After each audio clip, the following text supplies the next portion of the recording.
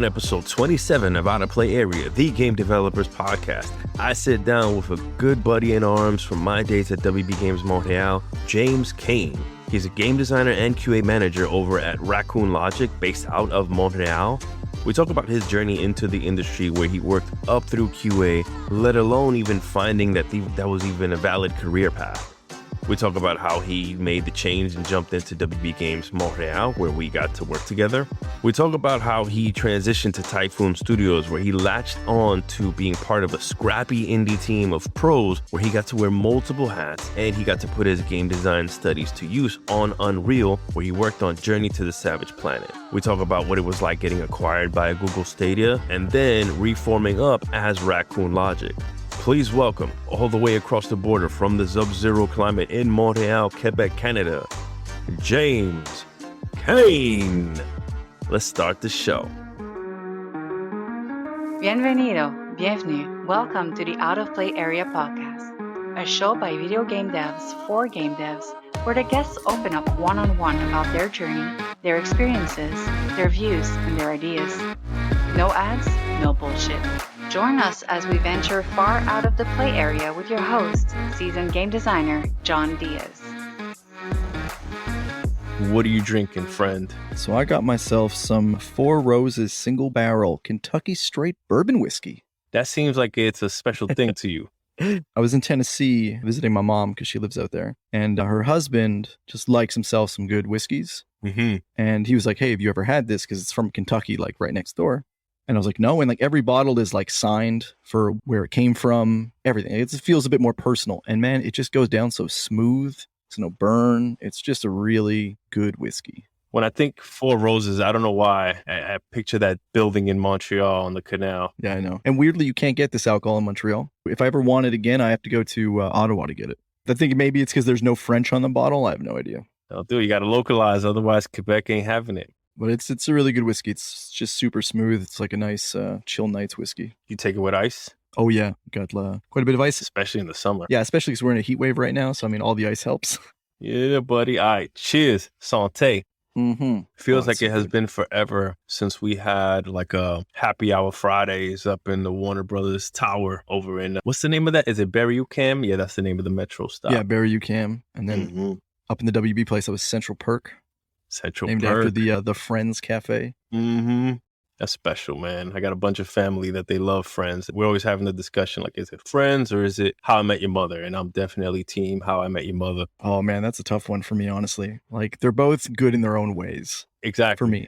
And timing is a thing, right? Like, oh, of course. They came at a different generation. I think there's more episodes I would go back and I just love watching from How I Met Your Mother. Because like you can watch one-offs and they're just so well done.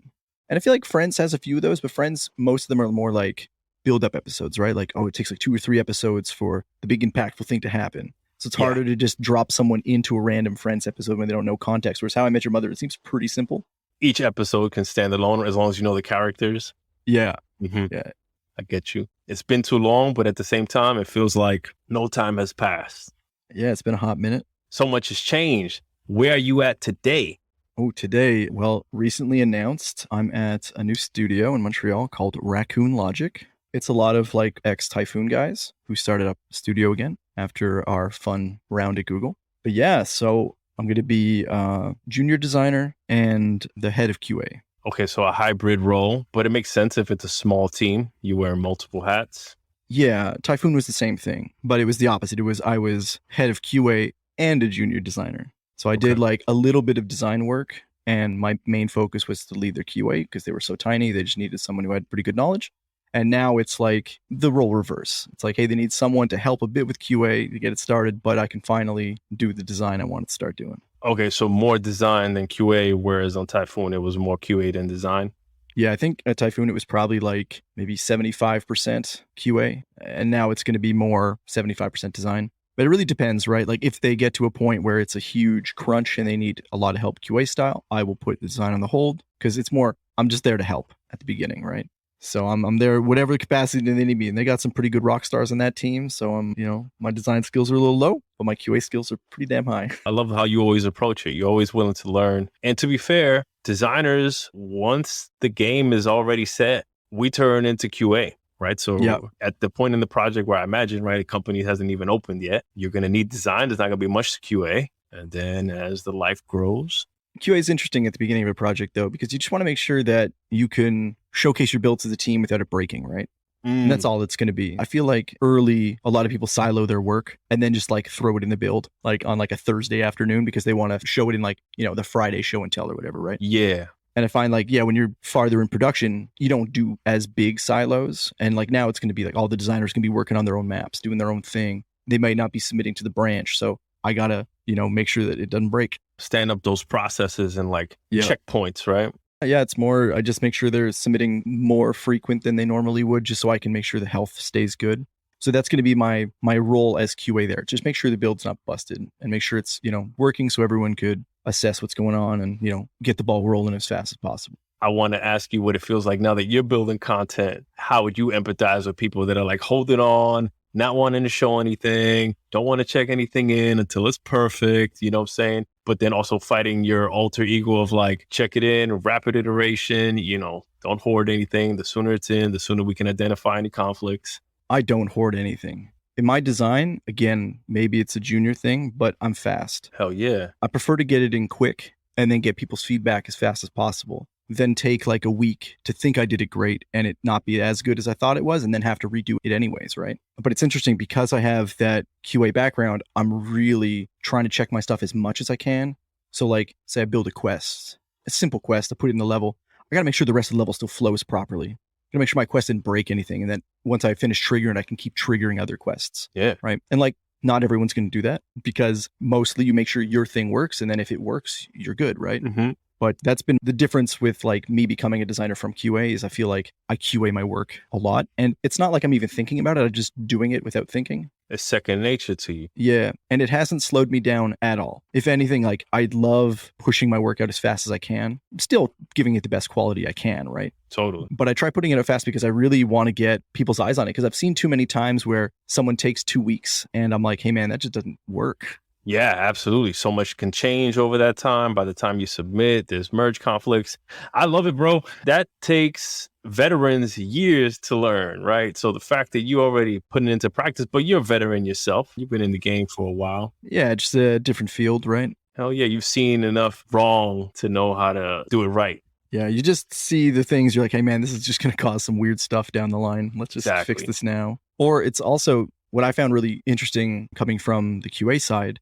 So at Typhoon, for a good example, because I did design there, I QA'd their game for like a year. And you know the game inside and out, and I can speed run that game pretty fast. Mm-hmm. So then it's like, if you're making something, I know if it's going to fit the level at all. Like you could be like, oh, it's a new mechanic. Like, yeah, but it doesn't feel good, right? Or it's like, ooh, that feels really good because it flows with this and that. And like, it doesn't hinder my playing. Yeah. Right. Which is interesting because it's like, most people just either design something on their own and like, hey, it's cool because it's, a fun thing, but they don't have the whole scope of the game that they're thinking about. Right. Remind me the name of the game. Oh, at Typhoon, it was Journey to the Savage Planet.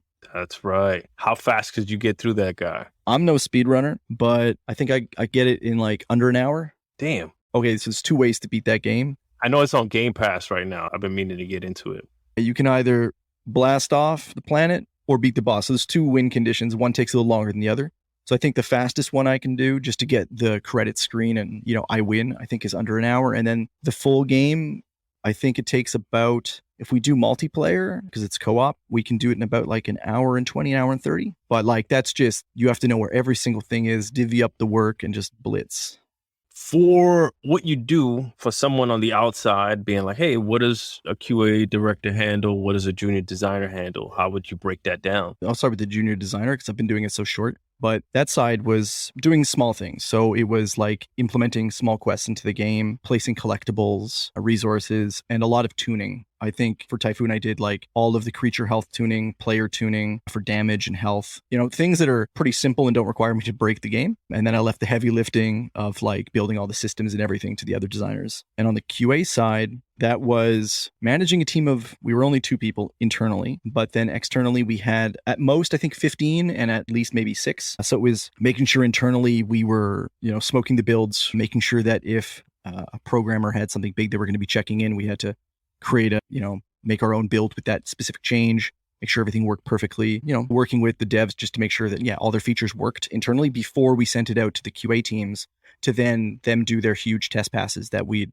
be monitoring and we'd make for them. So we would give them, just, can you collect all the things in the game? Our game had scanning. So is everything scannable? Does it work? Is it beatable? Can you get all the upgrades? We'd give them their big test plan to do, and then they just churn through that test plan as fast as possible, give us our results, and then we'd see what happens. So it was just managing them and then managing my one tester internally. How do you go about laying out a test plan out of curiosity? I mean, you could do it 1,000 different ways. That's what I'm saying. Yeah, I know.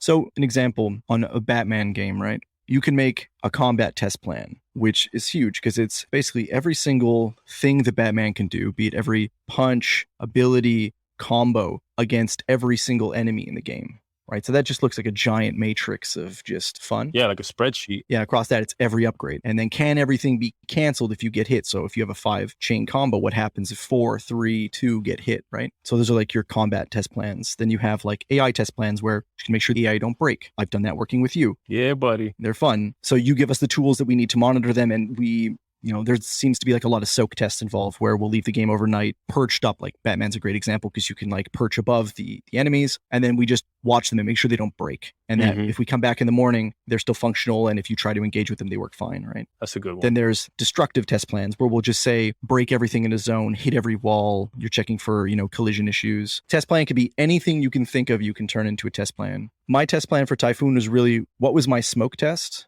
And it was just every ability in the game, scan and kill every creature, and then do every quest. And then I just kind of took that, gave it to them and said, hey, this is the base version of it. Do all that and kind of just do a bit of Halo testing around everything just to make sure that we didn't miss anything. I don't think I've ever heard the term Halo testing. You got ad hoc testing and Halo testing. It's just go do stuff. Okay. It's off the book. So basically, let's say I give you a combat test plan.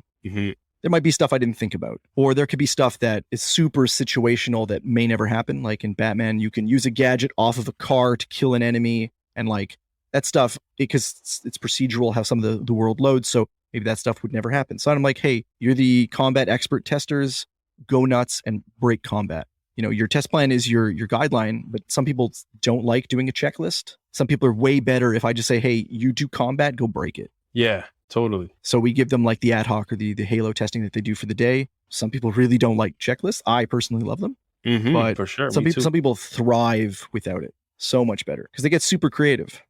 Yeah. It allows them to be creative in a job where you wouldn't normally think that's a thing you get to unleash. Oh, 100%.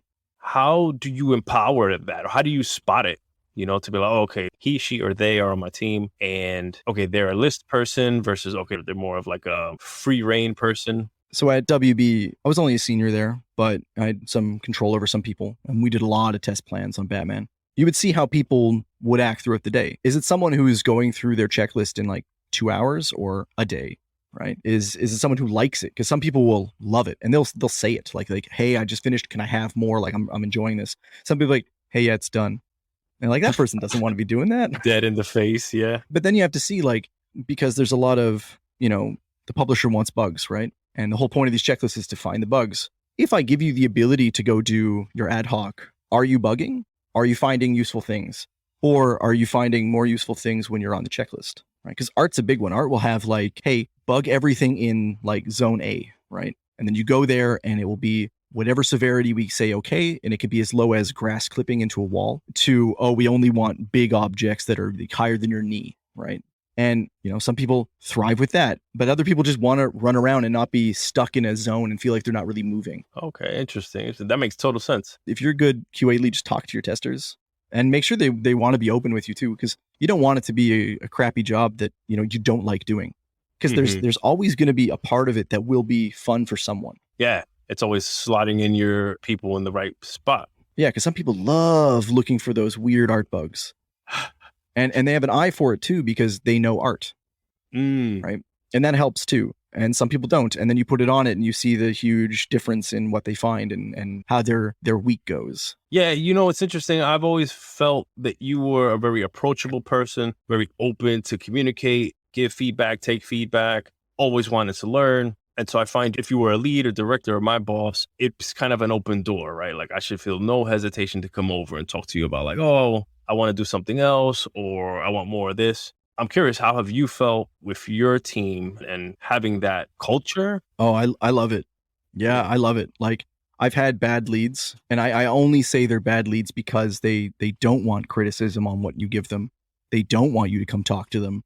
They just want you to do your job. And like, I get it. You want the job done. But tell me everything, man. If you don't like what I gave you, just tell me you don't like it and we'll figure it out. It has to get done some way, shape, or form. But if we can find a better way to get it done that makes you enjoy your job, I'm all ears. Yeah, man. And there's this weird thing where outsourced QA, they feel like they don't have a voice a lot of the time because they're just in this giant machine of you give them a build from a random company and they write bugs, right? And when we were on Journey, no one was talking to us really because I feel like they had this, they thought that everything they said had to go through their lead and their lead would have to be very specific on how they would word things to me because for some reason they think I'd be insulted. I guess they might have worked with people in the past. And we saw that like they just weren't talking much. And we were like, hey, please tell us everything. I don't need it to come from your boss. I know if that's weird for you guys, just talk amongst yourselves. But like anyone could say anything. You guys can DM me specifically. You don't even need to talk in the chat. If you feel like your question's stupid for some reason, like there's no dumb questions. But if you feel like it is, poke me directly. Everything matters. And that team became so talkative and their bugs started changing dramatically because we started saying like, hey, if you think our systems are bad, bug them. But don't just say it's bad. Give me your reason and think as a designer on how you would make the system better. And we may not fix it, but we might. And some of their suggestions came through and we fixed like certain quests that felt weird for them. But normally you can't do that as an outsourcer. No one lets you do that. Mm-hmm. Yeah, I've seen those dynamics. I've been in those dynamics, right? Even when you are a support studio to a primary studio, right? Like an example is a Rocksteady to a WB working on Arkham Knight, Rockstar San Diego supporting Rockstar North as they're working on a GTA, right? Like it's funny initially up front, even though we're all kind of the same team, the fact that we're separated by a physical building creates these invisible little barriers and we all operate like super like, okay, I'm going to talk to you through my manager and my manager is going to relay the thing. I got worse for you though. Okay. When we were at WB, we were a floor apart and we had those problems. Yes, I saw that and it was amazing to me because I would journey between the floors, right? Be it for snacks, for meetings. I'm coming back from basketball and checking up on some of the people. And you could totally feel it. It was like a force field. It was like, hey, does your badge not open the same doors that my badge does? Yeah, it doesn't. Yeah, we were not allowed to go on your floors. And I think, if I'm correct, there was this thing where we were technically two different companies. Oh. Technically, you guys were WB Games Montreal, and we were like WB. It was like WB Interactive Entertainment or something. Yeah. And it was weird enough that that's what it was. So like they separated us in that way, but it was so annoying because we were testing your game. You guys were downstairs and I couldn't talk to you. And we weren't even allowed to like message you on the internal messaging systems or anything. Which is crazy to me because I come from the same mentality that you have. I'm like, yo, you're playing my content. Tell me what you feel, bro. And it's up to me as a designer to interpret it and work back and forth with you to see like, okay, what do you really mean? What do you feel? Where are you seeing it? How does it work? Right? You're like any feedback is good feedback. Oh, of course. And it's up to me as the creator to give you the vocabulary to let me know exactly what I need to know kind of thing. Typically Dev QA comes in these situations where you guys will be, super close to the Dev QA because they're on the floor with you. They could be embedded on your design team. Mm-hmm. And then it's their job to then relay all that info to the outsourcers or the publisher's QA, be it in the same building or another building. But it's awkward because that like sometimes singular Dev QA has a job to do, but they also have to manage a bunch of information, take requests. Like it's just, you get bogged down. It's a weird system. So you mentioned Dev QA. And again, this was a whole different world for me, right? Like I just thought QA was QA, but there's apparently a single tree with many different branches on that sucker. You want a few little breakdowns? Yeah, please. I don't know everything. I'll tell you what I know. So you got your outsourcers. They're your big powerhouses of QA. They can take huge contracts and lots of contracts. Okay. They're usually juggling a bunch of different projects. Yeah, and it's usually where you start as QA. Okay. I started that like 13 years ago at a place that doesn't exist anymore in Montreal. What was the name? It was VMC, but they got eaten up by the big keywords, and they're like, keywords is like a powerhouse of QA right now. Okay. Not saying this is a bad thing, just that's what they are. So keywords is a huge outsourcer. Outsourcers can also have sub-departments of localization. So you have your loc QA. Sometimes those are in-house as well. Like loc can really be anywhere. Does your studio want to have a full-time loc? Probably not. Does your publisher? Sometimes, because they have the money for it, and maybe they're doing a lot of games, so it makes sense. But usually they're your outsourcers. Then you get your compatibility testers, which are just for PC usually. And I've done that too. It's basically you're building computers all day and you're testing hardware. You'd usually do a really big pass and you're trying to find the min specs. Yeah. So you're trying to find out what this game can run on, what the lowest settings could possibly be. But it's so hard because it's testing different amounts of RAM, different motherboards, different processors, all the graphics cards, internal graphics cards. It's a lot. So compatibilities, if your game works on PC, be happy those people exist because it's a lot of testing.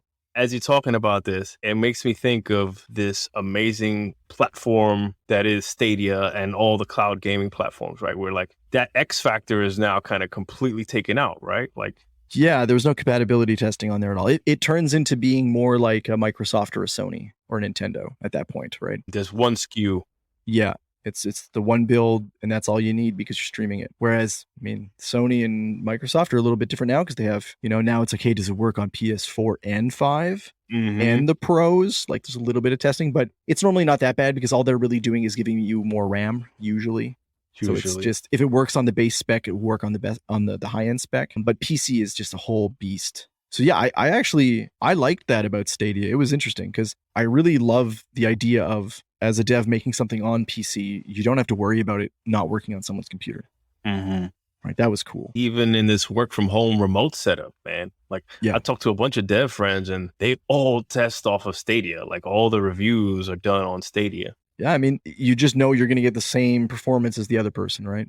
So it's interesting. It's not the best. It's got its hiccups, but I like that for like a testing standpoint. It was really cool. Plus, I don't need any special hardware. I can test it on my cell phone. Like it just worked so easily for testing. It was very fun to test on that for a year. Wait, you were testing on your cell phone? Yeah, man. What do? You do like a Xbox controller Bluetooth to your cell phone? You could, but it has touch controls. They're not great for every game, and they were janky at best for ours, but it worked. That's crazy, bro. I thought it was so cool that I'd be like, because it was like, hey, can you make sure this build boots? I'm like, yeah, it's Saturday. Like, I'm eating dinner. Sure, I'll just quickly press the button on my phone. It takes a second. Like, it's no big deal. Hey, look, it worked. Here you go. Thumbs up. Yo, can you imagine where we are today? Like, I never thought we would ever get in this position of like developing from home, developing at our leisure, super flexible hours, right? Like being able to do our job around the clock, as needed, being able to kind of fit life in. I remember early days of QA. I think it was like when the PS2 was still pretty big and it was almost PS3 time. What's this? This is like early 2000s? Yeah.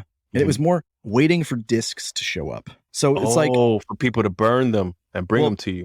Sometimes, because if it was a normal build, sure, the build master would get a disc and they would burn a disc and give it to us. But if it was like a gold master candidate, we would have to wait for the studio to FedEx them to our building because we couldn't burn those in house. They had to come from a special whatever. And I was like, man, that was crazy. What's the difference between the gold master and the ones you burn in house? Man, I don't know, some weird Sony on that disc. Okay, they're burned by console heads. Okay. Yeah, because it's more like it's a legit copy of the game, just not, fully real. Bet it's like the certified Sony or certified Xbox with the little seal of approval. Yeah, and like that went away pretty fast because even PS3 we had some downloads too that we were able to do, like because we can download builds. But that was crazy because I remember sitting in the office like 10 a.m. and the guy's like, build should be here. And I'm like, come on, been here for 4 hours. And then it hits noon and they're like, okay, we have to let you go because there's no work. I'm like, all right, man. Damn. So that's just burning money, right? Like the hours are ticking away, waiting. Yeah. And all that's gone. So like that was horrible. It's so much nicer now. And then the Stadia, just my mind exploded thinking back about how ridiculous that was. And now it's like, hey, just go to the website and press play. It's like, I love that. That's the thing that got me. I was at Amazon testing out Luna, and that was the main thing that kind of hit me in the face. Was like, I pressed the game and I'm loaded in. I was like, yes, I'm in. That's what sold me. It was nuts. I know. And the resume. Oh, yes. Yeah. It's like a cell phone. The state save thing where you could just go back and press play and you're back to where you were. Yeah, dude. And Stadia was cool with that because I would start on my cell phone, make sure it worked, and then I could just go on the PC, click, and I'm back in game. That's the best shit ever. That was nuts. Going back to the branches of the QA tree. Yeah. So we got your publisher QAs. Oh, so these are like first party, Sony, Microsoft, Nintendo. Yes and no, because it's also like WB Rockstar will have their own. It's more your in-house QA, but not dev QA. So it's more that weird structure we had at WB where they own the QA themselves. So it's a little bit nicer of a job because it feels more permanent, because that's also the fear of outsourcing is lack of jobs and non-permanency. It's a big one. Whereas publisher is more of like, you feel a bit more secure in your job, but it's still, you're not dev QA yet, right? And then the sub part of that is the certification QA. So that's your Microsoft, your Sony, and your Nintendos will be where you send your builds and you have specific QA who test them to give you your certification results to see if your game passes and is able to go live, right? Gotcha. So you have a specific team for that. Then you have your dev QA. So your dev QA are your embedded team QA. So usually there'll be a dev QA for the audio team and for the programmers. It depends on how big your team is, right? Yeah, per discipline or per feature. Yeah. Bigger your team, the more dev QA you want, because you really want them to be testing everything you do and make sure that it's as clean as possible, because you have so many hands in that pie. You got to make sure it doesn't break. And that's my favorite part, is the dev QA, but it's also one of the harder ones to get into because there's not as many jobs.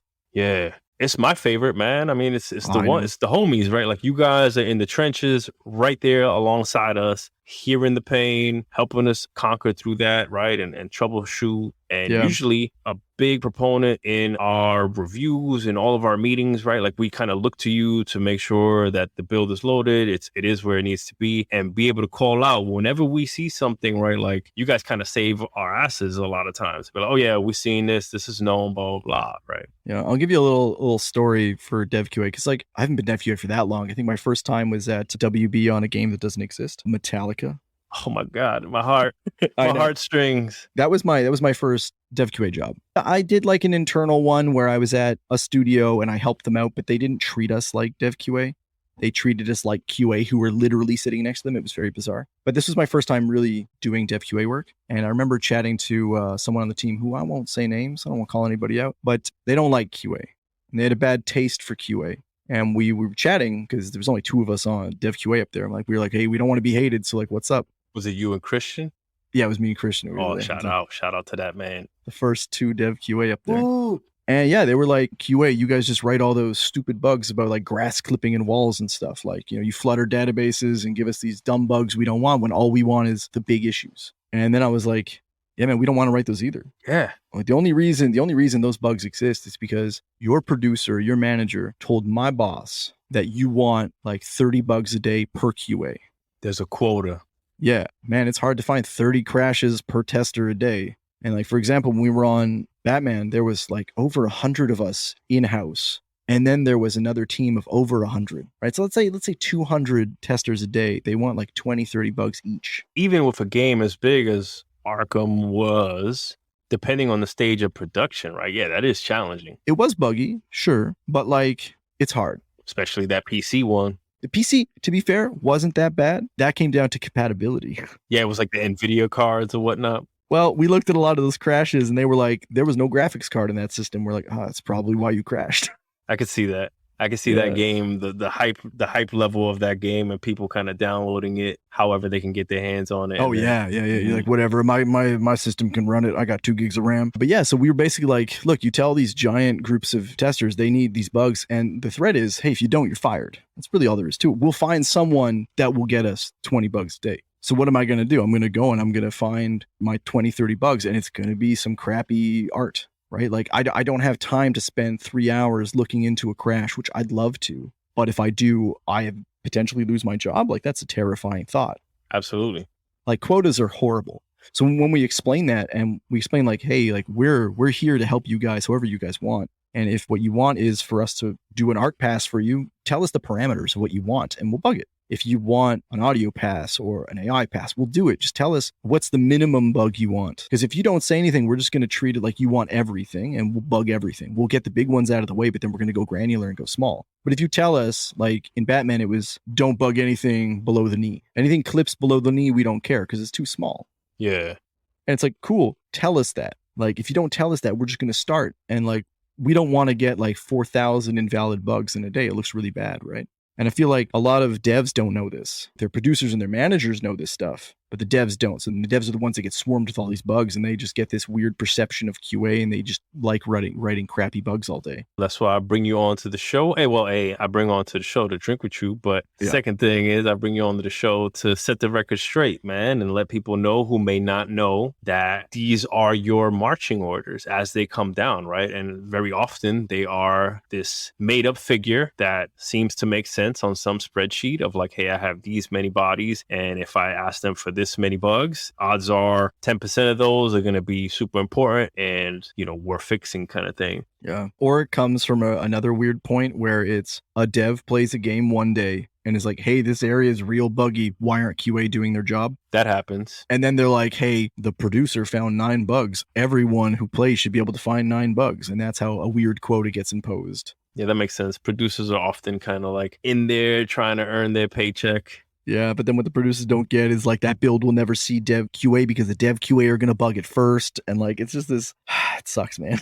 How would you fix this dilemma that plagues QA, which in the form of quotas or the miscommunications that developers feel, right? Like I've always appreciated you guys. I appreciate QA, everything you do. And I love when you guys come over in your inquisitive nature to learn, right? Like, so what I see in front of me today, it's turned you into this super powered designer, right? That checks his work before it goes in. And I just see an awesome evolution in front of me. So I think it's a hard one to fix because there's a lot of like problems. You need some good leads in the QA side, right? You don't need people who just want numbers, because there's a lot of those. Because there's a lot of people who got hired as a lead who have never done QA. Maybe they got some sort of degree for something, that whatever management degree they took somewhere. What's a management degree? Yeah, man. You could do like a management course these days. It's like a weekend course, and you get a little degree of you are a manager. I know at WB you need to do that if you want to be a manager.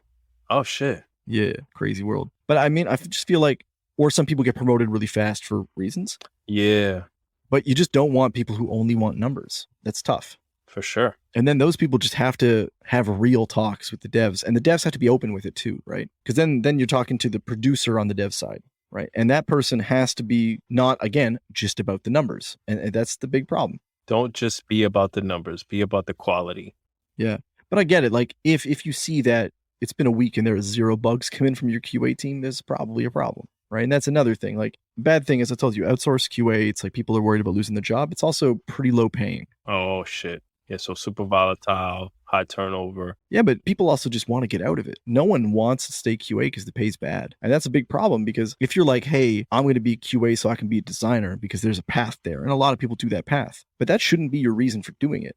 Mm-hmm. Like, it shouldn't be like, hey, I want to be a designer so I can live and make money. It's like, no, man, QA should be good enough to be able to pay you to do your job. For sure. You want good QA, because if you don't, what's going to happen is the people who become good QA leave. I definitely agree with that, man. Like, I wish it was a path that was nurtured and fostered and had a long road to growth, right? To go through the whole ladder of like senior, principal, director, ways to be better at the craft, right? Because an experienced QA person is worth 5 juniors, if not more. You know what I'm saying? Oh, of course. But they don't see it that way usually, right? They're like, well, we'll just get 5 juniors. Yeah, exactly. Why pay this person this much money when we can get 5 people, 5 bodies with a pulse? Like, I love QA. It's great. And I feel like when I got hired at Raccoon Logic, they were like, hey, yes, you're a designer, but also could you do some QA? I'm like, yeah, man, it's fine. Like, I like it. Like, it's not a bad job. Well, it's funny. I feel like at a small team, at a small shop, everybody does a little QA. Yeah, everyone does a little, but there's things like running daily smokes just to give the health of the build that people can then have like a backlog of, and they'd be like, hey, well, the build was great 2 weeks ago. Why did it start being crappy? And then I can be like, well, that exact build number that we tested on had this change, so we can look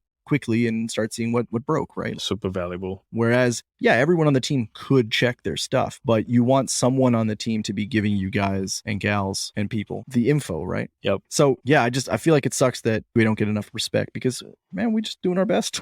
Hell yeah, man. We're all doing our best. And that discipline is as essential as any other discipline in making the games that we get out. It cannot be done without that discipline. And I love it. Honestly, it's really fun too. If you get a good team, it's just a blast. Like that Metallica team, bro.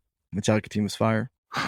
The whole time I was at Typhoon, I never thought like, oh man, I'm only a QA, I want to get out. But I was also in school to be a designer. Mm. And they saw me going to school every day. And my lead came up to me. He's like, hey, man, do you want to do some design? Mm-hmm. And I was like, I don't know, man. You guys there's like only 4 of you and you're really good. Like, I'm just in school. They're like, okay, well, how about we give you something small? Like, okay. And at that point, I was already fixing bugs myself. Like, I was a very strange QA who would I had access to the editor. So if I saw an art bug, I would just fix it and then submit it. Was it Unreal? Yeah, it was Unreal. Yeah, which makes it super accessible to jump into. Oh, yeah. So they were like, well, you're already in the engine, fixing little bugs here and there. How about we just give you something small to work on? And they're like, nothing crazy. Just like, we're adding these collectibles that we don't really have many around in the level. Just start placing them and like, submit it. Have fun. That's yours. I was like, okay. How big was Typhoon? We were like 24. Man, you see, there's something to be said for small teams, right? Anything under 40. Because these opportunities for growth, exploration, learning, right, are just like so plentiful that you get these opportunities that you very likely would not get at a huge AAA 100+ person team. 2000%, man. I remember I showed interest in like, what was it? I was like, hey, this enemy is kind of cool. How does it work? Mm-hmm. And the guy who made the creature was like, oh, you want to know how this works? I'll show you the behavior trees. You want to mess with it? I'm like, what? And he's like, here, like, this one's not done. Have fun with it. Like, you can submit whatever. It's not going to be more broken than it is. I'm like, okay. And then that got me into playing with AI. Boom. Slightly. I'm no AI designer, but I got to tweak a lot of them and it was fun. And it was just little things. And every time I would show interest to someone, they were super ecstatic to tell me about it. Because again, we're small and they have time. Somewhat. And they're like, hey, do you want to know how to do it? Because I can use a bit of help. But if I teach you how to do it, you can give me a little bit of help. I'm like, hell man. Yeah. Strategic, bro. How do you feel about authoring behavior trees? Talk to me about your exposure to them. How intuitive are they? What you like, what you hated, what didn't make sense? Just because I have to talk to people about these from time to time, and I always want to understand how I can break them down better. I mean, they scared me looking at it at first because some of our creatures were a little all over the place in that like tree. 50 leaf nodes? Yeah, and I was like, man, I don't want to touch that. But some of our very simple ones where it was very straightforward was easy to just drag and drop behaviors that they made, connect things up. Testing it was super easy. I wouldn't want to mess with bigger things. Sure. It just looks intimidating, right? I feel like if I did it, maybe it wouldn't be so bad because I do it. But I found the behavior tree fun and pretty simple at a base level. Fair. So start people off small. Oh, yeah. And then kind of stair step them through it, right? Like, okay, here's the next guy. Here's like the elite. 100%, right? Because if you throw someone in with anything bigger than that and they've never seen it before, it's just going to look intimidating. Now, again, some people love that. But for me, that was like, I don't know about that. So they're like, okay, here's the simplest enemy. I'm like, oh, I understand that. Yeah. Fair. Because then I can understand it and how it works really easy. I'm like, oh, okay, this node does that. And if I tweak these parameters in this node, I exactly see the outcome very simply because this enemy only does one thing. Yeah, bro. Can you believe that behavior trees have been around since what, like mid 2000s? I think they came out on the scene since like Halo 2 or something. And they're used everywhere to this day, bro. Yep. Mm-hmm. Yeah, I know. All right, James, I need to know about your origin story, man. Like, how did you come into the game industry? It's not that exciting, but I think when I was like 18, I had a friend who was working in QA, and I messaged him one day because I was playing Baldur's Gate Dark Alliance 2. Okay. And I kept breaking. That game was pretty buggy on the PS3. And I broke it a bunch. And I was just chatting to him about it one day because he was like a friend. We were playing, I think we were playing WoW together. Yeah. And he was like, hey, I just got a job at this company called VMC. Do you want in? They're hiring right now. I'm like, I don't know, man. He's like, well, it's cool. Like, you're breaking a game already. Come get paid to break a game. I'm like, all right, that sounds cool. And they sent me like this really weird test where it was like, hey, we're going to show you this 30-second video and tell us all the bugs. And I was like, yeah, all right, man. Just off a video. Yeah. Wow. I watched this. I don't know what game it was, but it was super weird and buggy. And it was basically like a QA's bug they found. And then they were like, hey, just tell us what bugs are in this video. And yeah, you had to get X amount correct and you got the job. And I guess I did. So I started working there. Did that for a lot. I think I was there for like 5-6 years. Damn, that's a good run. Yeah. Then I was like, I'm going to get out of QA because we don't get paid money. And my work is scary because I'm constantly like on call and fearing for my job. How common is that to be at that place at that time for that long? Seems like you have to be top 20% to stick around that long. Yeah, I mean, back then there wasn't like as many people as there are now, and I was giving it my all, man. I was just I wanted to be like a senior or a lead there, but there was just never positions open because there were so few of those. So eventually I left that studio, and then there was another studio in Montreal called Enzyme, and they were like, hey, we don't have like an office that we're going to put you at, but we're going to put you in a studio. And I was like, all right. So they embedded me at WB. Yo, that's right. I felt like Enzyme sounded familiar. Now I know why. That was like the big QA house that was helping WB for a long time. And I think now that they're keywords, there's that now. But yeah, so I was there and it was great. And then getting to actually see devs around and, you know, chatting with you guys during lunch and stuff, it was pretty cool. Was there anything that surprised you once you were in-house, like compared to what you imagined games were like when they were in development? I mean, I didn't get to see them much. We would get to see like teaser trailers of what you guys were working on downstairs and stuff. But I just wanted to see more. But because I was like an outsourcer, we just weren't allowed because of how our NDAs worked. So they eventually worked my way up to just working at WB, which then gave me access to come down to your floors and see your stuff. Yeah. Which was cool. And then I was like, oh, I want that. And then I met a great person named John Diaz. Oh, shit, that's me. Yeah, and he inspired me to become a designer. Legit, true fact. Get the fuck out of here, bro. Yeah, no, working with you, you were like one of the first people who really made me want to go into design. There was another person. It was you and JF Champagne. Shout out to JF Champagne. I think that fool was like creative director on that like Dungeons and Dragons game. The new Baldur's Gate Dark Alliance. Yeah. Yo, it all comes full circle, bro. Yeah, no, but like it was you too, because you were just so different with how you interacted with us. You guys were both super just friendly, and it really made me love the design side because like, man, I get to sit down with either of you and check out your work and stuff, or JF would make me playtest his levels, and it was just super fun. I loved it. Remind me where that was, man. So that was already, I think we were like post Metallica. It was like Sabbath or Gotham Knights now. Yeah, it would be like the early days of Gotham Knight, like in its prototype-y phase. Okay, and if I remember correctly, we were all in the same pod or strike team, and we would be in stand-ups together. Yep. I forgot how it was, man. I don't know if we had like a morning one and then an evening one. I think we just had a morning one, and then like, well, there was a morning design one, and then there was maybe the sub teams. You had an AI one specifically. That's right. That's right. We would do that. Would break off. Yeah. And then JF, I think, had like a missions one because he was on the missions design team. Yeah, the crimes team, I think. Yeah. And yeah, man, it was just super cool because I'd get to be in all those meetings with all you guys. And I was like, man, this is just super fun. I need to ask you because I want to make sure that I keep that essence and that I keep that energy up. What did I do so that I can keep doing it? So because like you said, man, you in there kicking ass as a designer now. So I want to know what I did so I can keep doing that thing. I think you were just being you, man. It wasn't no corporate Diaz. You know what I mean? Like, yo, you ever watch wrestling? Yeah. This makes me think of, what are they called, man? The heels? The Alliance? Oh, yeah. Whatever the fuck it is, right? You know, they wear a suit, they bring the briefcase out. Or yeah. The corporation they used to work with McMahon, like. Yeah, like, you didn't feel like that. Okay. Right. And some people were like super siloed and they didn't really want to talk about their stuff. And if I would ever come up to them with like an issue, they would kind of take it as like an insult almost. Jeez. Like, how dare I criticize your design? Right. But some people aren't good with that. Yeah. To be fair, it took me a bit to learn. Right. This goes back to kind of the I don't want to check something in. I haven't like dotted all the I's and slashed all the T's and haven't checked all the possibilities.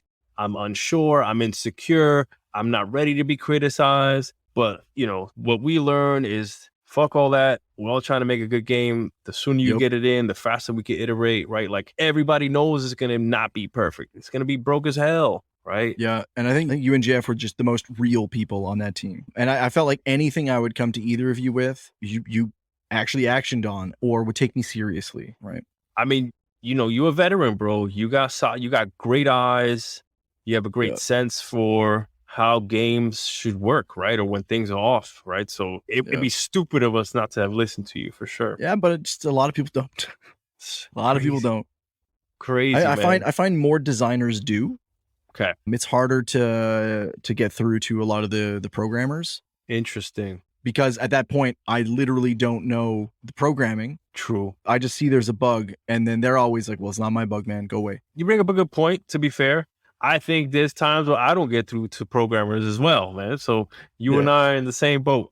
I get it. Most likely it's not that person's fault, but somehow their system is interacting with something that's causing a bug, right? So I just found that you and JF were just super down to earth and made me feel like part of the team a lot more.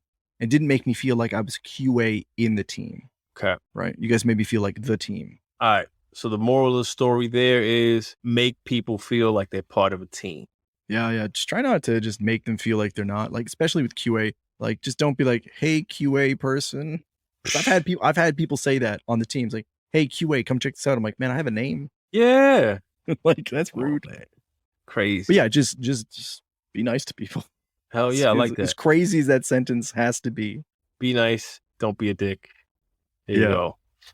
What were you studying in college, like for the design side? I'm curious what they were teaching you, what you were learning on. So my course was independent game design. So we learned a lot of stuff. We learned in Unity, and we had animation classes or art/animation, but it tended to be more animation. Then we did design, started at paper. We all had to build board games all the way up to, make your own little vernissage game. So we made like a VR game. Then we had programming. And like the last class was like a history of the industry and then how to self-publish yourself if you wanted to go indie. What, like on Steam or something?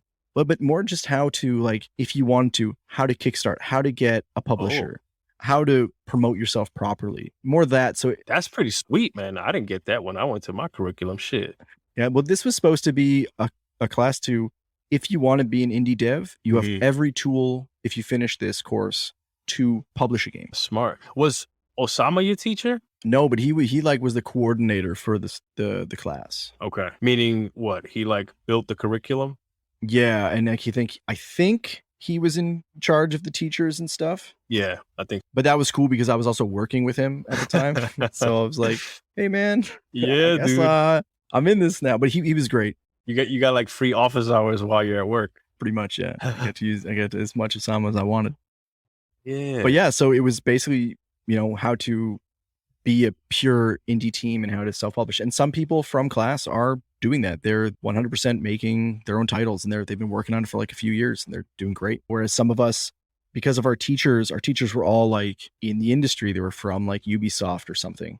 So it's, hey, if you did good in that class, your teacher will just try to, help you get somewhere.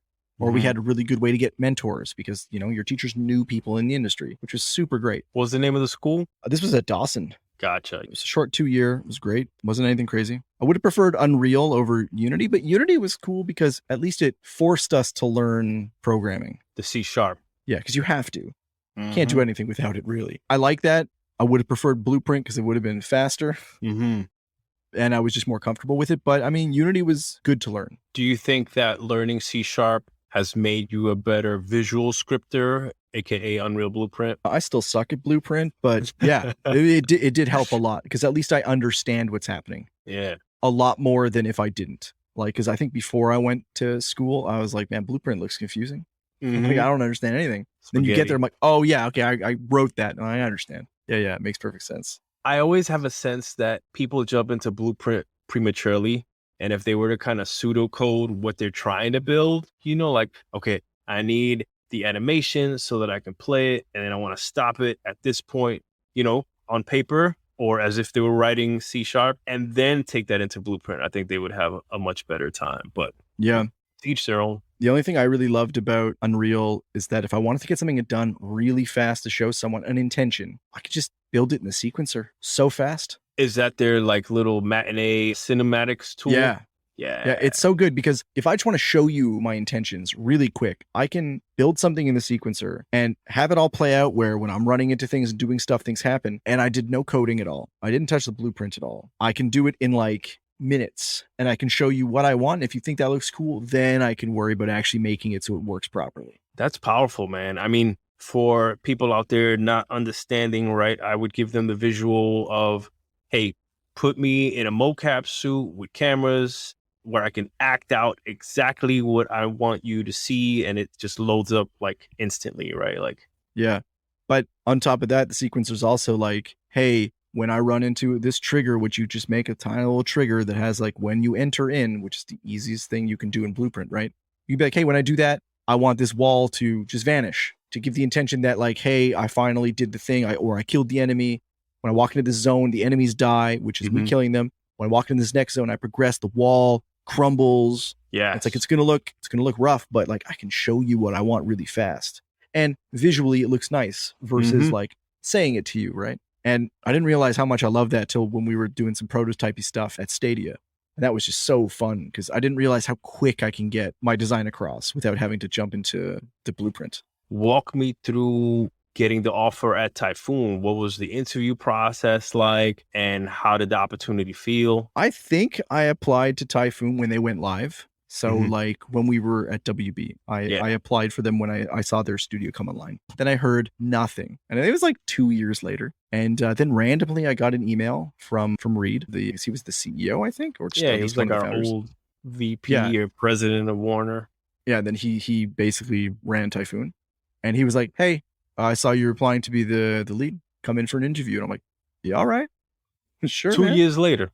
Yeah, it was out of the blue. And because I think at that point I forgot I even applied. Sure. After that much time. Right. And then I went in and it was really just, they knew who I was already because worked at WB and Reed remembered me somehow, which surprised me. You're a memorable guy, man. Yeah. And then it was some other people who were there. A lot of the team I had worked with as well. They were either artists or programmers or just, people who I've worked with in the past. And they were like, hey, yeah, so have you worked in Unreal? I'm like, yeah, I did it at WB. I've done it a bit at this other studio. I'm like, yeah, I've been working with that. They're like, all right, cool. I'm like, I'm going to school. They're like, yeah, it's totally fine. I'm like, going to be a designer. Like, great. You want to fix bugs? I'm like, yeah, sounds great. They said that as a joke and I did it. But that was pretty much it. And then they gave me an offer. They're like, how does that sound? I'm like, sounds great. It's like, I'll take it. And they're like, all right, well, we'll get back to you if you got it. And I think they messaged me back like 2 hours later that I got the job. And I was like, that's crazy. That's what's up, man. Like same day, boom, you got the job. Yeah, it was nuts. I think it really helped that everyone there knew at least who I was. Well, that's something worth talking about, right? To people listening in is the importance of your rapport, your relationships. Oh yeah, never burn bridges. Don't ever. Doesn't matter what anyone says to you. Don't ever stoop to that level. Just always be nice. Just because people are going to remember you. By the nature of what we do, right, is creative. You open yourself up to criticism. You got to be vulnerable. People are not always going to like what you do. And tempers are going to rise, right, when things are breaking left and right. We're going to get into arguments. My buddies call it creative discussions. But that's not what we're talking about. We're talking about being a human, being able to get your emotions out and apologize or meet up, and however you unpack that, right? Like, hey, let's have a tea, let's have a coffee, let's have a drink, whatever. Yep. So yeah, that really helped. And yeah, it was crazy. Starting there was crazy because I'm not saying this to throw shade at nobody, all right? But the old lead there just was very different from what I would have done. So when I came in, I think it was like, they're like, hey, yeah, so here's what the lead did for a smoke test. I'm like, awesome. I'm like, how often do you guys want it? They're like, well, I mean, like once a day. I'm like, okay. And I looked at it. I'm like, that's pretty short. The game's not that big. I'm like, all right, cool. So I burnt it up in an hour. And they're like, you're done? I'm like, yeah. They're like, oh, okay. And they were confused. And I did like 4 in the day. And they're like, wow, how are you doing so many? I'm like, man, your game is small. You don't have many features yet. Like, it shouldn't be hard. Yeah. But I also think it's just, I know how to do that well because I've done it so many times. And I guess I don't realize that when I'm doing it. Experience. And I was able to blitz through their stuff. And then I made a way bigger, robust smoke for them with so many more things, which they didn't think they'd be able to have tested in a day. And I was like, I'll do it 3 times in a day. And I'm like, get you one early morning by like 9 a.m. It'll be done. I'll get you one for noon. I'll get you one right before the end of the day. So you can have a history of how your check-ins are going. Yeah, because I imagine the more smokes you have is a better indicator or a better way to catch what has broken, right? If you do one a day, then you have 24 hours of check-ins to kind of sort through versus if you do 3, the window is much smaller. Yeah, I can tell you, hey, the game was super stable at noon and then it stopped being stable at 5. So it's not something that happened early this morning. It's something that happened between noon and 5. And that's great to know. And that's why I was like, it blew their mind that I was able to do it. And I was like, well, I mean, I built it myself, so I know how to do my runs perfectly. I know how to manage what I do in a smoke. I can get the best out of my time. So if it's like, hey, I got to make sure I test all the abilities against every creature, I'm also going to test, the metrics at the same time. I'm going to make sure I'm running and jumping as I'm burning through your level, because I also got to make sure all the levels work fine. I'm like, I'm just going to build myself this crazy course that I can run through to make sure I check everything in one shot. So I'm not running through the level. Okay, the level works. Okay, now I'll go check the creatures. Okay, the creatures work. Okay, now I'm going to check the 3Cs. Okay, those work. Like, make sure I do it all in one shot so I don't have to go back on myself. Yeah. How was it when Google came into the picture and says, hey, you want to be a Googler? Here you are. You're a Googler now. Yeah, it was weird. I mean, it was cool going away from building more than 3 SKUs of things to just having the idea of having one sounded super appealing. Oh, because you guys became first party. Yeah. We were the first party studio, I think. Yeah. Sounds about right. There was another one, but yeah, we were pretty much like a big first party. And it was my first time working as a first party dev. Sure. Which was super cool. So it was, our game was going to be Stadia only. So it's one thing to worry about, which really takes headaches off of so many things. I don't have to worry about testing the PlayStation, the Xbox and PC and the Switch, right? It's just Stadia. Yeah, it was cool. I liked it. It was a lot of meetings and I hear this. Once Google comes, it becomes a lot more processes and meetings and data and reports. I feel like, I don't know how it was for you at Amazon, but I feel like that's just how big companies are. Amazon was similar.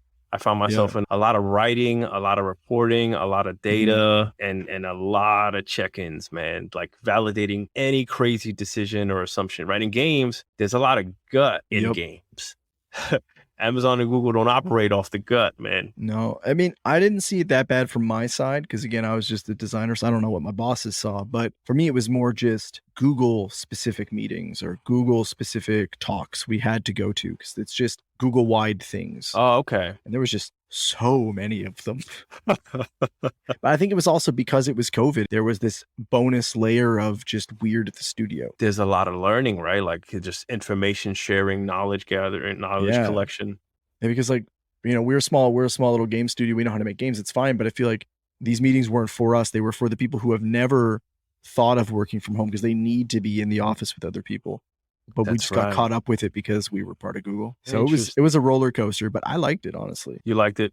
You go back? I don't know. Because the thing is, like, what would I go back to? Is there games to go back to? If it's a thing at Stadia, sure. But I mean, I couldn't do anything else at Google. I ain't no programmer. So here we are today. Raccoon Logic just opened up and you guys got to reacquire your IP. I thought it was going to die in a Google vault. So did I. Yeah, it's nuts. I mean, we have the IP. Who knows what that means? But we have it, which is, a big leap forward than not having it, right? Mm-hmm. It's gonna be nuts. And at least this time I get to be more design than QA, at least, which is gonna be a big plus. Talk me through that, right? You get to live kind of the best of both worlds, essentially, right? You get to do the thing you know and love, as well as flex new muscles, learn from pros, and be able to bring your own juice to the project as a designer. What do you enjoy about designing? It's a great question. I just like building stuff that people get to enjoy. And I haven't done much design, like I've said. Like, I've done a lot of collectibles and secrets and stuff. And those are super fun because I then go and I jump on Twitch and weirdly people still playing that game.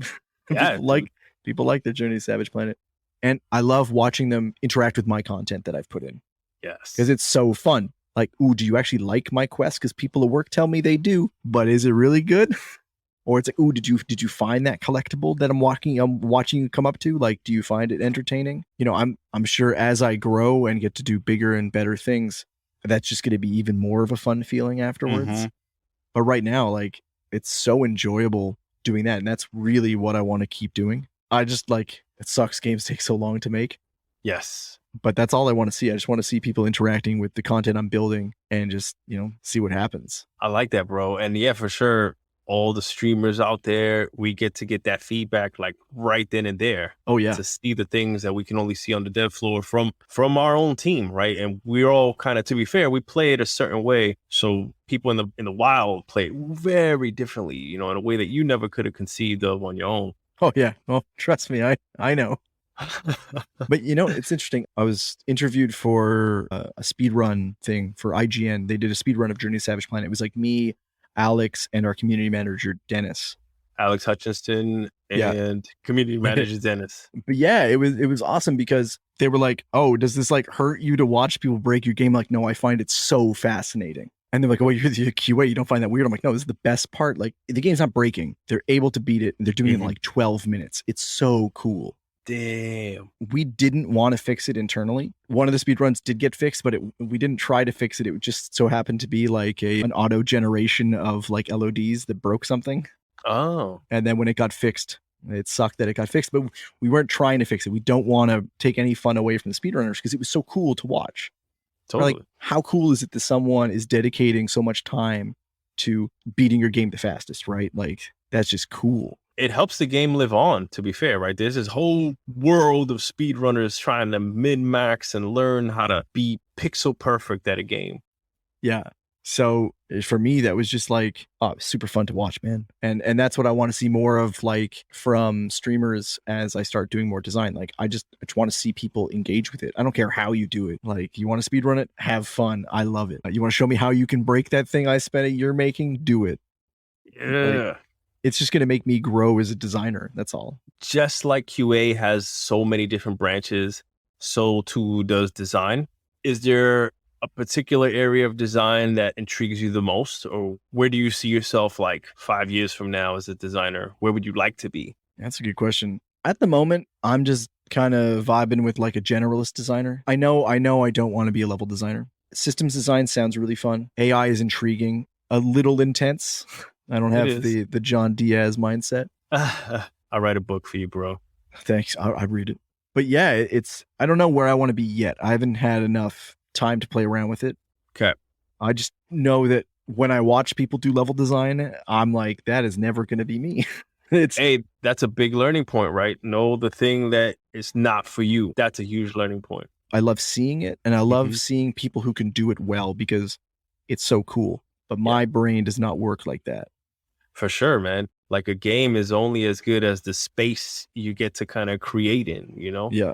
That's the only thing I know I'm not going to do. And watch 5 years, I'm going to be a level designer would blow my mind. I want to be there. You got to let me know. Yeah, but no, I don't know. So far, just a generalist, just having fun or poking a few systems. That's always really fun to do too. What was it about Raccoon Logic that lured you in? Of the team, 100%. This is mostly the same people you worked with at Typhoon, yeah? Yeah, I just worked with them so well. They gave so good freedom to what I wanted to do, right? These are the people who let me go from just being the QA lead on their team to wanting me to become a designer on their project, right? Like, I remember anytime we go to like a San cassette, it was always like, man, we're so happy you're in school. You're going to make such a good designer. I'm like, oh, that's awesome. So it was always that. It's like, these people are just so fun to work with. I can't wait to work with them again. And that's why I was really sad when Google shut down, because they were just so fun to work with. They make really good games. They make fun content, but they're just good people. A group of people that believe in you, that want to see you grow, that are excited to work with you, that are excited for what you bring to the project. For sure, man. You want to vibe and rock with those people.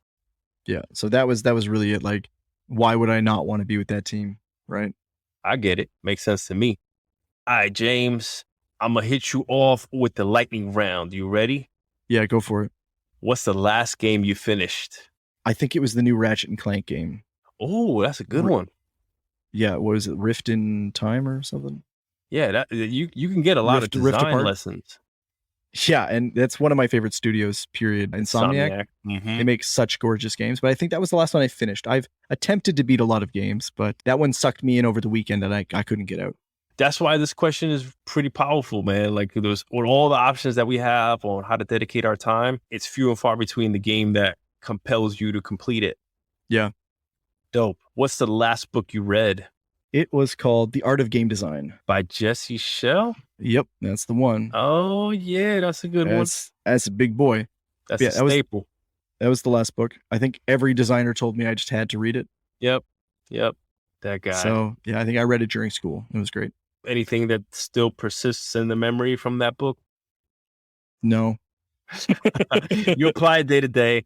It's just rolled up into all your I think it did change the way I did design, but how, I could not tell you. How are you liking this whole work from home thing? Honestly, it's not bad. I do miss being in a group of people. I mean, like, working as a small studio, it's so much easier to just run over to someone's desk and show them something and work with them quick than having to see if they're online, see if they're not in a meeting already. That's the only part I don't like about the work from home, is how hard it can be to actually chat with people. Yep, you got to book it. It's got to be in the calendar. Yeah, most of the time. And that sucks because I was so used to just walking over to a desk and talking to someone. So besides that, if that somehow gets fixed, I would love it. But I don't hate it. I just don't like being able to actually chat with people properly. What's your ideal situation? Is it like 100% in the office, 100% at home, or some type of hybrid? It's the hybrid. And I believe that's what we're doing at Raccoon Logic. I think we're doing a 3-day in office, 2-day at home. So you schedule all the big meetings in the office, do all that over a 3-day period. And then you have, I think I don't know what days it would be. Let's say it's Monday, Friday at home, and then Tuesday, Wednesday, Thursday in the office, right? Where's the office? It's on Saint Laurent and Rachel. Oh, shit. So down near the mountain. Yeah. Oh, snap. But yeah, so that's my ideal. A few days in the office, a few days at home. With the ability to, if the weather is horrible, not come in the office. Yes. Right? In the winter. Montreal winters is cold. Yeah. But that's all. And I think that's the big thing that work from home did, is give us the ability to say, hey, like, it's bad. I can stay home. I can still do my job. Right? So that's my ideal. A few days in the office, but with the ability to, if reasons, I don't have to go in and I can still work. What would you be doing if you weren't doing this, if you weren't making games? Well, as I got my first job in the industry, I also was applying to go to school back then at the exact same time. And it just so happened, they both happened at the exact same week. So it was, I got accepted into school, but I also got the job. I took the job. I was going to go into learning to be like a systems administrator for PC. Sysadmin, what? Yeah. So what is that? Is that like standing up racks and managing networks and stuff like that? And like also IT, just those worlds. I'm fascinated with computers, so that's what I wanted to go into. Yeah, that makes sense. That's a cousin of what we do. Yeah, I had both options, and I decided to go with the game one because it sounded cooler. Yeah, you could probably do that for Google. Sure. Did they give you an opportunity to like transfer to another team? Yeah, 100%. 100%. Okay. They were really helpful. But I mean, most teams are program centric. There's not really, when you say the word design, it's more about being like a graphic designer. Yeah, product design. Or like a web designer. I'm neither of those. Yep. But they were very helpful. Again, I have no ill will with these people at all. They were great. And they did try to help as much as they could. It's just stuff. And I think even if there was a job, you'd have to move to the States. And I really didn't want to move to the States. They were getting completely out of Montreal. Well, no, but because it was more like what job you go for dictates where that job is, right? So it's like, hey, let's say I found a job and it was like working for X division. If that division is in California, I have to go to California. Yep. Because I know they still have stuff in Montreal, but those are very program-centric jobs. So anything designy, I think, was more in California or in New York. And those places sound expensive. Yep. Oh, yeah. So that was more the reason for not wanting to do that. But yeah, they tried. They were nice. All right. So closing this episode out, we try to leave it a little better than the way we found it. What words of wisdom would you impart on us as an industry? What could we do better, right? If you had a wish to wave a wand or on a genie or something, what would you change about the industry, if anything? I mean, the only thing, and this is again from the QA standpoint, I guess, is just treat QA like people, man. Give them decent salaries and don't give them like 1-week contracts where they're constantly on call and fearing for their jobs, right? Because like, we help your games. Oh yeah, essential. That's all there is to it, right? So for me, that's it. And I think I watched one year there was a GDC conference from BioWare Montreal, and they had a Dev QA conference, and they're basically saying it's like, hey man, we're your armor, like we're the studio's armor and your shield. Like use us to your best ability. Because this is what we're there for. We're there to protect you guys as much as we can, right? Yeah. And that's all. Like, just treat us like people. I like it. That's all. I like it. That's a message that I can easily carry forward and propagate in my little daily activities. Yeah. What do you wish you knew? Or what would you go back in time and tell younger James Kane? Maybe like mid-90s. Mid-90s. You can work in video games one day. You didn't know it was even a thing. No, man. And it's crazy because I see things on YouTube videos of like old Atari QA. And I was like, I never even knew that was a thing. Yeah. I just thought these games got made and came out somehow and like did not think there was a QA point to this. It's funny to me, James, because I grew up in New York and there was very little game dev in New York, right? Everything was happening in West Coast or in Texas or something. Yeah. But Montreal is such a huge dev hub, man. Like, You can't go to a bar and not bump into a game developer. But were they in the 90s though? Okay, fair. Because now, every game studio's here in some way, shape, or form. Like, but Ubisoft's everyone's been here. there for since the 90s, right? Yeah, but I also thought back then that you had to be like a programmer to be in the industry. An artist or a programmer. Yeah. Yeah, I always thought that's what it was. Yeah. Yeah. So I just never thought it was a thing. And I think that's why when my friend brought it up, I was like, man, I can't do that job. But like, okay, maybe I can. Like, who knows? That's why I'm putting the show out there, man. If somehow, some way you don't think that there's a job for you in game development, that's why I'm introducing everybody, right? And putting them on and sharing this podcast for free out there. If I can tell, like, I don't know, early 2000s me when I was in the industry, it would be more like, don't be afraid to go indie. It's not the end of the world. Like, go make your own thing. Either go make your own thing or go work in a smaller company. Like, because those were always scary, man. It was always like, well, I have to stay AAA because of job security. Yes. But indie make pretty cool stuff and you get to juggle more hats than you would at the AAA. Yeah, like we mentioned earlier, right? You just learn so much more and you make yourself that much more employable. Yep. So that's more what I would tell myself. It's like, indie's not terrifying because Typhoon was a risk because it was an indie studio and I was going from a job at a AAA that was secure to an indie. But yeah, it shouldn't be that scary. No regrets, right? Oh, not at all. Hell yeah. Yo, James, man, I love kicking it with you. You're welcome back anytime. As soon as Raccoon City's got some fun things to talk about, I want you to come back. I definitely want to bring Reed on the show. Definitely want to bring Alex on the show. Where can people go to reach you, connect with you, see what you're working on, anything like this? Connect with me, just go to LinkedIn. It's the easiest place. It's the easiest place to see what I'm doing and just chat. I feel like LinkedIn's getting so much more popular these days. LinkedIn is the shit, bro. I like that there's very minimum bullshit on there, at least on my feed. It's professional. It's all the things I care and love. And it's all love out there, man. It's love, support, and interesting conversations and ideas. Yeah. So 100%, just go there, message me if you want to chat. I'm down. LinkedIn is pretty much responsible for almost all the work I've gotten after my first gig. So yeah, no, it's so much better than people think it is. Oh, so good. Bet I will link your LinkedIn in the show notes for people to click on and connect with you. Dope. We got a ritual on the show. I don't know if you've heard any previous episodes. If you haven't, it's if you had a good time falling out of the play area, kicking it with me. Is it anyone you would nominate to come on the show and fall out behind you? And this is someone that you think could make for a compelling guest, someone that you've looked at as a role model, or just someone you think is awesome. I mean, get JF Champagne on here. Woo! Yeah. Awesome nomination. I'm going to make that happen. I'm a scorpion hook his ass. He's such a fun guy too. Like, oh, he's the man. Get him on. I'm going to try to wrangle him, man. I know he's super busy these days, but I'm going to try to make him happen. I'm going to be like, yo, it's not me. James tagged you, bro. Ice bucket challenge style. You tell him that. I'm down. Bet. Awesome. James, thank you so much, bro. Do you have any closing words for the people out there before we wrap this up?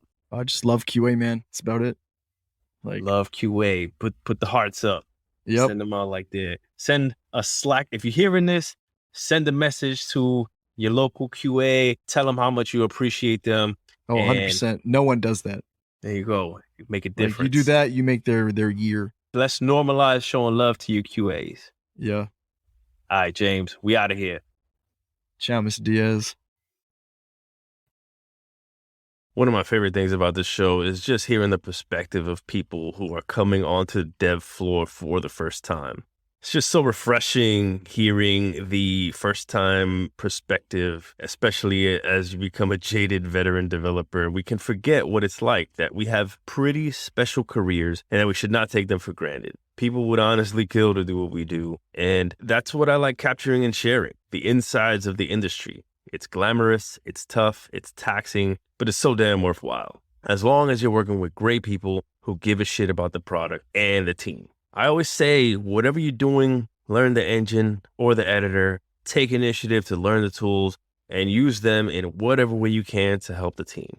The majority of the time, if you're learning and moving the needle, getting changes reviewed and approved and committed, that's going to reflect positively on you. And those are skills that you get to develop on the job. There's very few things better than leveling up while getting paid at the same time. I've worked at places that seriously slapped my hand from touching systems that I didn't author or write. Even though it was a small enhancement that was buddied, approved, tested, and verified, dude came over with some God complex, was like, yo, don't touch that. No reason, no explanation, no discussion. Rest assured, I never did, and I got the fuck up out of there, because that's not the type of leadership that I want any part with. Man, reminiscing about WB Games Montreal, we had such an amazing pool of talent, such awesome people, super passionate, super creative. I'm rooting for the people who stayed behind to pump out Gotham Knights.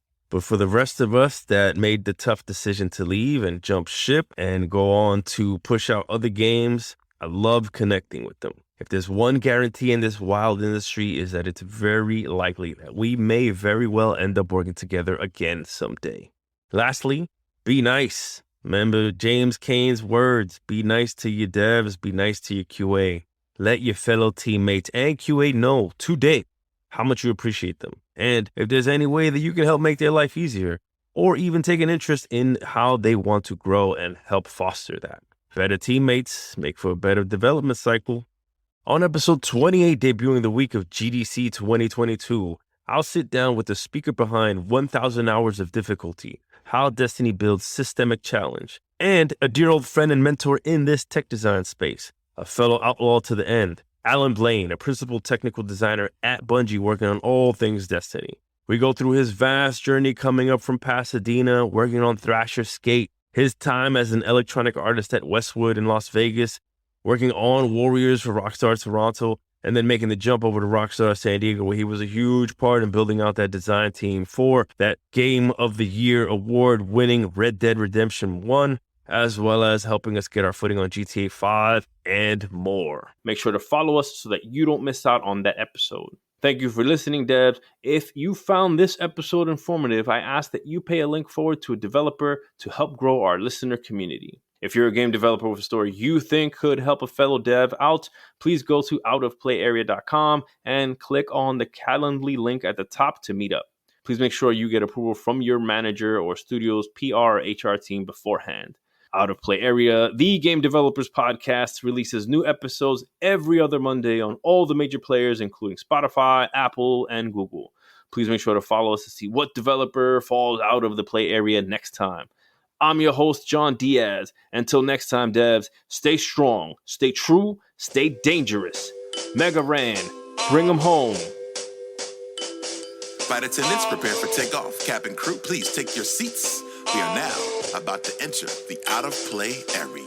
Yeah. If you can't reach me, I apologize. Since we out of play, I never compromise. John D, NYC, know we got the vibe. Make sure you hit that follow when you hit subscribe. Out-of-play area podcast. Out-of-play area podcast. We out-of-play. It's just a little something for the game devs. Stay strong, stay true, and stay dangerous. Had to switch the styles for a challenge. Best thing out of Harlem since young Miles Morales. A new podcast comes to provide the balance with game dev veterans and rising talents. Out of play. Welcome to the Out of Play Area podcast, a show by game devs for game devs, with no ads, no BS, just the real.